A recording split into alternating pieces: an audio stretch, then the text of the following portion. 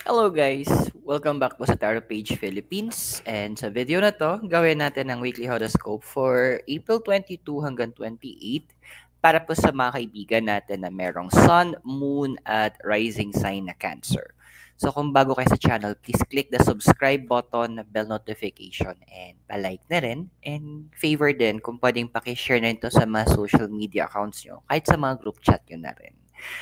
And kung hindi nyo po alam kung ano yung Sun, Moon at Rising nyo, sa dulo ng video, meron tayong link para dito para mas malaman mo pa anong good side ng mga yun para sa'yo. And tandaan natin yung mga readings here for guidance purposes. Use your free will wisely. And kung naghanap po ka ng private readings and spell works, message nyo po ako. Tarot Page Philippines sa Facebook. Yung link is nasa baba sa description ng video. And also guys, so kung gusto nyo pong mag-send ng donations to support our channel, pwede you can send via GCash, Maya, or sa Thanks, yung may heart po dun sa baba. Ayan, pakilala din kayo para mabigyan ko naman, ma-shoutout ko naman kayo next time. Okay, so, ano na, Cancer, ano bang ganap natin? Sun, Moon at Rising. Si Mikay kung hanap yung si Mikay sa ilalim ng mesa, niligyan ko siya ng maliit na parang pwesto niya, ginawa niyang kwarto. Inagaw niya po yung isang blanket ko. Okay, kausa ka na Cancer. So, we have here the King of Pentacles and the card of Peace. Ayan na nga. Bakit ang dami niyong palaban ngayong linggo? Ano ba to? Dahil palabas na tayo ng patapos na kasi ang Mercury retrograde, tapos papasok na tayo sa Taurus season. Kaya ba, more on palaban na ang mga friendships natin. So, paano ko ba i-put into the right words? Tawag dito, there's nothing wrong, actually, Cancer, kung magiging palaban ka. Kasi you have the right naman. So, nakikita ko kasi dito, nire-rebuild mo lang yung it's yung inner being mo. Gusto mong i-rebuild yung sarili mo. Gusto mong i-restore yung mga nawala sa'yo. Gusto mong bumalik doon sa track kung nasaan ka na. And that is completely normal. Walang masama doon. And andun kasi lang talagang hindi habang ginagawa mo to, hindi natin maiiwasan na medyo magulo ang ating life ng very light because everything anytime na magkakaroon kasi ng mga changes, made-disrupt talaga yung peace natin. Every time na meron tayong kailangang gawin, talaga yung order na magugulo siya. Which is it's typically normal. Wala namang masama doon. And I don't see na mapapasama ka in that process. Andoon lang talaga na pinapakita ng cards na to na kumbaga, prepare mo lang yung sarili mo na medyo mapupuyat ka ng very light, mapapagod ka talaga ng very light din. Kasi di ba parang ganito, pinaglipat ka ng bahay, nakakapagod, nakaka-stress. Pero tapos not to mention, pag lilipat, andoon na mag-aayos ka. Pero kapag nagawa mo na siya, iba yung comfort, iba yung parang feeling of achievement, yung pakiramdam na, ay, ito na. This is it. Parang sa trabaho, di ba? Once na nagawa mo yung stressful, then once na nagawa mo yung project, that feeling, yung paramdam na very rewarding. Yun yun eh. Yun yung i-achieve mo eh. Pero sabi nga nila, meron ako, hindi ko alam sa movie kita napanood yun. Parang for you to find the light, you must brave into the darkness. Para mahanap mo yung liwanag, kailangan mo suungin talaga ang dilim. Ganun din ngayon sa life mo. And ramdam mo na siya, nagsisimula na, karamihan sa inyo. Ano ba yung nagko-cross sa'yo? We have here is the Four of Wands, tsaka si New Life. Actually, nakatawa dito yung four, yung Phoenix, one of yung na mythical birds. Siguro trivia tungkol sa Phoenix kasi. Pag yung mga napad ng Harry Potter, baka may alam na kayo dito. Yung kapag mamamatay na sila, pipiliin nila, ang gagawin nila, hahayaan nilang masunog sila hanggang maging abo. Then mula dito sa abong 'to, may lalabas sa bagong baby phoenix. It's a symbol of new life, it's a symbol of rebirth. Symbol siya ng another chance. So, eto na yung chance, eh. Cancer, you have the chance right now, wag mo nang pakawalan. Wag mo nang isipin na, "Naku, kasi ganito, baka kaganyan." Inopen na sa'yo ng universe, binigay sa'yo, that means it is for you. Andoon na huwag mo nang questionin kapag binigay sa'yo ng universe. Kapag hinayaan na pag bumukas yung pintuang 'to at wini-welcome ka na at alam mo yung kasi may peace ka na, na alam mong ito na yung para sa'yo, huwag mo nang questionin. Huwag ka na magkaroon ng alinlangan. Alam ko na yun na gusto mo lang na makasigurado. Pero ano pa bang sign ang kailangan mo from the universe? Ano pa bang ano pa ba? Yun yung gusto malaman ng universe, ano pa ba? Hindi pa ba enough yun? Kasi kung hihingi ka ng hihingi ng sign, ng confirmation from the universe, parang pinapakita mo din sa universe na wala kang tiwala sa nilatag niyang mga plano, na wala kang tiwala sa kakayanan ng universe. Na ikaw mismo, alam na sinasabi mo na, ay, hindi alam ng universe ang ginagawa niya. So, dead maton ka. That's wrong. Okay? That's not how the universe works because the universe is infinite.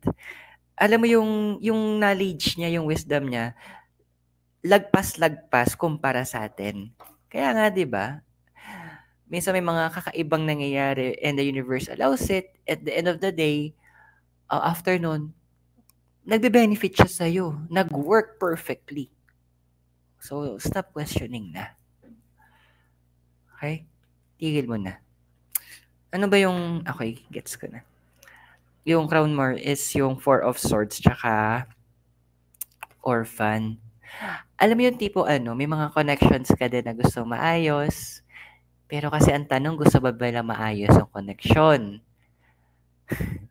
Yung mga tipong willing ka na, yung iba sa inyo medyo andun yung willing ka na mag-try, mag-communicate, pero andoon na, ang tanong, gusto ba nilang makipag-communicate pa ba sa'yo? Communication is a two-way thing. Kasi kung sabihin natin na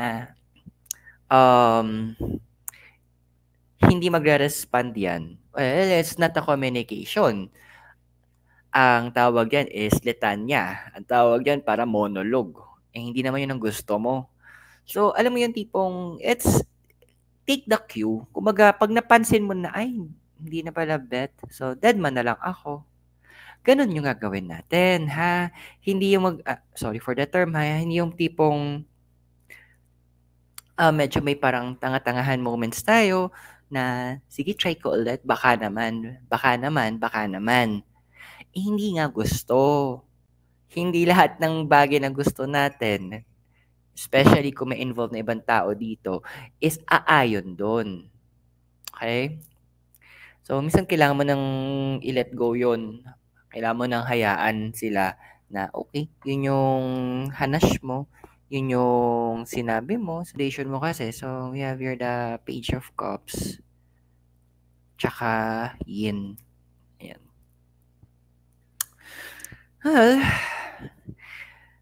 Emotionally, ang dami sa inyo na you feel unstable. Emotionally, ando na parang daming kulang in terms of emotions. Mga, sabihin natin, mga hindi natupad na kagustuhan and napuno na kailangan na pagmamahal. So, andito yung part na sinasabi ng universe sa'yo na or your foundation is actually medyo shaky siya. Kaya nagigets ko na bakit gusto mong umayos yung mga communication mo kasi nag-invest ka na dun sa ibang mga tao. So, you have this feeling na kailangan mong mag-reach out, kailangan mong ibalik yun. Kasi yung acceptance na naramdaman mo, yung affection na natanggap mo, is hindi mo hinahanap-hanap mo. Pero, yun nga, hindi natin makokontrol yung ibang tao. Pag ayaw nila, we need to let go. Kailangan na natin na umusad. Kailangan natin na respetuhin kung anong gusto nila. Kasi in your past, yung past mo din na lumalabas dito is yung card of destiny tsaka time for a nap. Fairness andoon talagang, alam mo yung parang ang dami mong give up din. Yung comfort zone mo, give up mo siya para to make others happy. Pero yun yung point of view mo POV mo na yun yung ginawa mo. Pero kasi andin yung point na sinasabi din kasi ang card of destiny is about the wheel of fortune. Ano dun na ang gulong kasi dalawang ikot yan pakaliwa or pakanan. So that's your point of view. How about the point of view of others? Kailangan mo din tanungin yun para mas buo yung senaryo na nakikita mo. Para mas clear na, ito pala yung nangyayari. Ito pala yung naranasan niya. Ito pala yung pinagdaanan din niya. So that's what the card is saying na talaga namang kailangan mong yun yung pinangahawakan mo kasi na madami kang sinacrifice. May mga yung pinaka-important sa comfort zone na parang lumabas ka doon sa lugar na kung alam mong okay ka na. But that's okay. Hindi natin mababago yun It's a part of our past. So, andoon na kailangan natin itong tanggapin. At kailangan natin to na matuto tayo mula doon sa mga nangyaring yun. Tingnan natin tong future na ikaw. Queen of Cups, tsaka Chapwood. Yun na nga. May mga titigilan ka talaga. May mga bagay ka talaga na i-give up din. And siguro, magkakaroon ka ng realization na, okay, mukha na ako, sorry for the term pasmado din ako magsalita. Mukha na akong tanga dito, mukha na akong paulit-ulit, mukha na akong kawawa. So, andun na magkakaroon ka ng decision na tigilan ko na nga itong kahibangan na to. Tigilan ko na tong mga kaetyosa na to. Na tigilan ko na tong mga nangyayaring ito. Kasi, it's not beneficial anymore. So, andun yung pinapakita ng cards na magkakaroon ka na ng change of heart. Na, kumbaga, mapapagod ka rin. Na, andoon sa point na, wait lang, ako na yung reach out. So, with the card of the Chopwood, andoon na, titigilan mo na. Pero be careful sa pagtigil mo kasi, once na tinigilan mo, you need to stand by that decision, sabi din ng card. Kasi, nakikita ko dito with the Queen of Cups, may possibility na bumalik ka pa doon. May possibility na mag-retry ka. So, you need to cut off. Paano mo magagawa na hindi na, kumbaga maging final yung decision mo? You need to cut off kung yun ang gusto mo. How do you cut off? Any business na meron ka, unfinished business doon sa tao, tapusin mo. I-settle mo. Pag na-settle na yon, then time na para kumalas. Time na to go. Tingnan natin ano ba yung physical environment mo. Ayan. Queen of Pentacles, tsaka Fork in the Road. Uy, saan ang punta? To the moon? Oy, meron to the moon dito sa Trinidad Puntahan nyo one time. Basta pag nandito kayo, message nyo ako. Sama ulit ako. Ayan. So, ano ba yung sinasabi ng cards mo with your physical environment? Ayan. Siguro parang team song mo talaga, starting all over again. Andoon na, nakikita mo na, okay, so, sige, since nagde-decide ka na ayaw mo na, so andoon na, bitawan ko na nga 'to, alis na ako, punta na ako doon. So, actually, you will be placed in certain decisions with the fork in the road.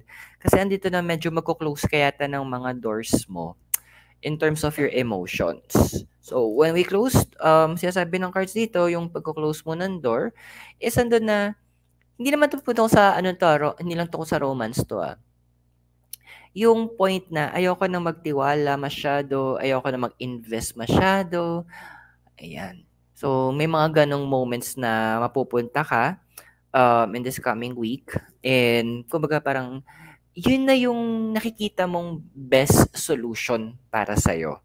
Nakikita mo na, mas pipiliin ko na lang 'to, gagawin ko na lang 'yan, kukunin ko na lang 'to." Actually, yung mga iba sa inyo talaga may mga physical movements, eh. Hindi ko alam kung lilipat ba kayo ng bahay, magbabakasyon, o andoon na lilipat ng trabaho, o baka naman within lilipat lang kayo ng office, eh. Basta may movements kayo na gagawin and required physically kayong gumalaw talaga from one place to the other. Meron iba dito kasi nakikita ko na parang mga short trips lang. Parang gusto niyo magpahinga, go. Gawin niyo 'yan. Kung 'yun yung sabihin natin makakatulong para medyo mabigyan ka ng peace of mind, ma-relax ka, ay basta kaya mo naman, bakit hindi, 'di ba? Ano ba? Emotional ayan, dun tayo sa emotional mo. Ay, so we have here is a Knight of Cups and a leg up. Ayan. Actually, wait lang, ang gulo mo. Halika nga dito. Ano ka eh. Ayan. Nangangalabit siya eh. So, andito na sa emotional mo, alam mo, you need help. Dito nakita ko. And yung universe, willing naman siya magbigay ng tulong with the Knight of Cups. Kasi, sabihin lang natin na we might, hindi natin maiiwasan masaktan in terms of love. Ako nga dito nasasaktan ako dito eh. Pero mahal ko to. Yan, may dami akong kalmot, sa totoo lang. Pero, love ko yan. So, you need help. Yun yung sinasabi ng a leg up. Na sinasabi ng cards na to, na andoon na, in terms of your emotion, healing will come. Pero andun yung punto na, sometimes you need help from other people so that you could find your healing. Sometimes kailangan mo ng help ng ibang tao. Hindi naman sa gagamitin natin sila ha. Pero andoon na tutulungan ka nila para magkaroon ka ng realization na, okay, hindi lang pwede pa rin pa palang magkaroon ng mga friends, pwede pa rin pala akong magtiwala, na pwede ka pa rin pala magmahal. Wag masyadong makitid ang utak. Pag sabi ko pagmamahal, hindi agad, wag jowa agad at isipin ha. Pwedeng pagmamahal to na as friends. O yan, ha? So, andoon na yun yung pinapakita ng cards dito na you will need help. And, well, tama din naman kasi wala namang tao na, sabi nga nila, yung kasabihan, no man is an island. Hindi na, although sa iba, possible na go work na pag mag-isa sila, mas okay. Pero sa time mo ngayon kasi, mas kailangan mo may kasama ka. Mas kailangan mo na merong masasandalan ka, mahihingahan ka ng problema, masasabihan ka ng iyong iniisip. Kasi medyo, baga yung, para pagkain, fully loaded na yung utak mo and yung emotions mo. Ano bang hopes and fears mo? So, we have here is the Nine of Pentacles and to the Sea. O, diba? Takot. May fear ka rin talaga mag-isa. Kaya nga, di ba? With the emotion environment. So, though, andun yung point na sinasabi ng cards, don't push people out. Oo, sabihin natin nagpapaka-busy ka. Dami sa inyo na na parang, dito muna ako magfo-focus para ma-divert yung attention ko. But when sinasabi ito, pag nagpadala naman ng universe ng mga tao na andoon para tulungan ka, huwag mo naman silang ilayo sa'yo. Huwag mo naman silang huwag mo ka naman magsara ng pintuan. Kasi andun yung point na the universe also wants to make sure that you will still have connections. Na meron kang mga friends. Kasi 'di ba parang yung mga stars, 'di ba kakulay niya yung ano, nawala ang Mikay sa blanket. Ayun, so andun yung may na we need to have connections. It's kumbaga, integral part, importanteng parte ng buhay 'yan na meron tayo. Kasi tinatawag nga tayong social animals eh. And kahit ang mga hayop, naghahanap sila ng mga kasama nila, mga kauri nila. Eh, hindi ko alam kung kauri ko to si Mikay kasi ako hinanap niya. Ayos ka. Ayan. Ayan, gustong-gusto niya yan. Mamaya gagawin kitang burrito, babalutin kita. Tapos paglalaruan na naman kita. Tapos kukulitin, creepy ko din. So, so ano ba talagang, ano yung, ano mo, end result? So we have here is the 6 of Pentacles and kumagat yung possible future mo, all that glitters. Ito na nga. So, well, one thing talaga, you will be more wiser na. Especially in terms sa finances. Kasi andoon na isa 'yan sa mga gusto mong tutukan. Andiyan may mga iba sa inyo may mga realization na parang, "Ay kailangan ko ng isipin yung future ko, yung papaano ko mag-i-invest, saan ko lalagak yung pera." Kasi wala, andoon nga na emotional lang ang help ng kailangan mo. So andoon na parang maghahanap ka ng paraan o iintindihin mo on your own paano mo make sure na yung finances mo is maayos or magiging harmonious. So, yan yung iba sa inyo, magtatanggal na ng mga nakalagay sa cart nila. O yung ibang medyo extreme pa, yung mga ile-level up, ang gagawin, mag-uninstall ng mga add to cart nila. Alam mo, it's good. Kasi andoon na medyo magiging yung part ng magiging conscious ka tungkol sa kaperahan mo, tungkol sa saan napupunta itong mga pinaghirapan mo. Tama yun. Kasi medyo siguro last years, naging waldas ka rin naman. So time naman na parang ayusin mo yun, di ba? Time naman na magbigay ka ng panahon para maging wise and use in fixing your finances. Okay? So I hope nakatulong yung reading natin sa'yo at tandaan yung mga readings natin. They are for guidance purposes. Gamitin ang free will na maayos. And kung bago kayo sa channel, please click the subscribe button, notification, pa-like na rin po, and paki-share na rin po ang ating video sa yung mga social media accounts and group chats. And for private readings and spellworks, message nyo ako. Sa Tarot Page Philippines Facebook page, yung link is nasa baba sa description. And last po, kung gusto niyo po mag-send ng donations via GCash, Maya, or Thanks, you may heart sa baba. Please, the number is at the bottom of the screen. So, thank you in advance. So guys, Cancer, maraming salamat. God bless. Namaste. Hare Krishna and blessed be. At naway magkita tayo very soon and all the way here from La Trinidad, Benguet. Thank you so much and have a great day. Keep safe. Bye-bye.